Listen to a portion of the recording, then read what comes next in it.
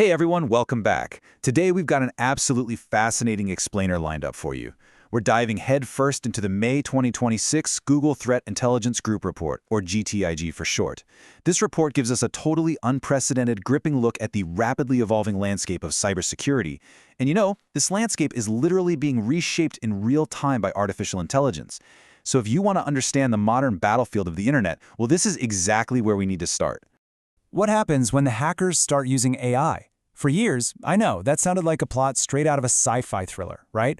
But the reality is, this isn't science fiction anymore. We are officially in the middle of an AI-powered digital arms race. The stakes have absolutely never been higher, the tools have never been faster, and the rules of the game, they're changing by the minute. Okay, let's dive into this. Section 1. The first AI Zero Day. The inciting incident. To truly grasp where we stand today, we really need to look at the specific event that shook the cybersecurity world this May. Now, a zero-day exploit is exactly what it sounds like, a newly discovered software vulnerability that attackers use before the software creator has literally 0 days to release a fix. It's the ultimate cybersecurity nightmare. Think of it as an invisible, open backdoor that nobody even knew existed, until the attackers are already walking right through it. So here's the bombshell. GTIG identified the first known threat actor using an AI-developed zero-day exploit for a wide-scale attack. Let's just take a second to process the historical significance of that. I mean, we've seen threat actors experiment with AI before, sure, maybe generating some basic phishing emails or writing simple malware scripts, but using AI to discover, write, and deploy a brand new zero-day exploit at speeds way faster than a human ever could, that is a monumental escalation.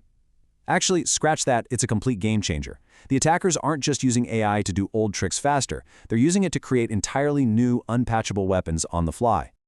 Let's move to and see how this builds in Section 2, Industrial-Scale AI Threats, a Maturing Threat Landscape. Because this wasn't just some isolated, one-off event, right? It represents a massive global shift. The report explicitly warns of the, quote, industrial-scale application of generative models within adversarial workflows. Really think about that for a second.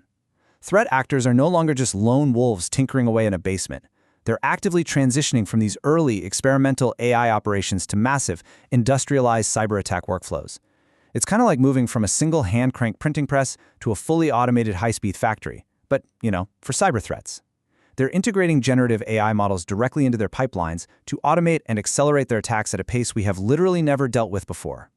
Which brings us to Section 3, Google's AI Defenses, Fighting Fire with Fire. Now, I know the threat sounds incredibly daunting, but hey, don't panic just yet. The story isn't just about the attackers getting stronger. On one side of the battlefield, yes, you have the threat, AI-developed zero-day exploits. But on the other side, you have the defense, proactive counter-discovery. In the case of that planned wide-scale attack we just talked about, the absolute worst-case scenario didn't actually happen. Why? Because Google's proactive counter-discovery intercepted it. Defenders are actively using advanced intelligence to hunt down these AI-generated threats before they can be fully unleashed. It's essentially a proactive shield blocking an invisible sword.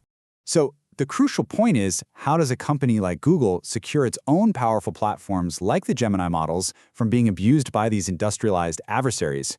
Well, mitigating Gemini model abuse involves a multi-layered approach. First, they're deploying advanced classifiers to actively catch malicious prompts. Second, they're utilizing deep in-model protections to stop the AI from generating harmful code in the first place. And third, when they do detect abuse, they're rapidly disabling those malicious accounts. It's this continuous, dynamic effort to lock down the exact tools the attackers are trying to exploit.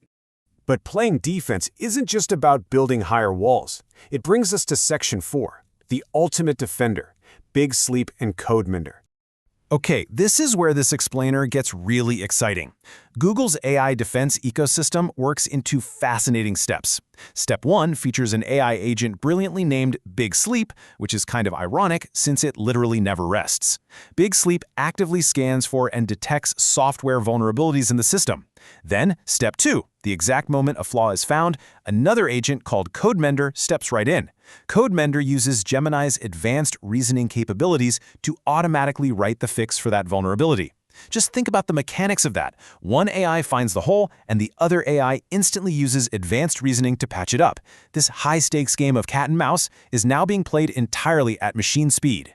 And this brilliantly illustrates the ultimate takeaway of the GTIG report. AI can be a powerful tool for defenders.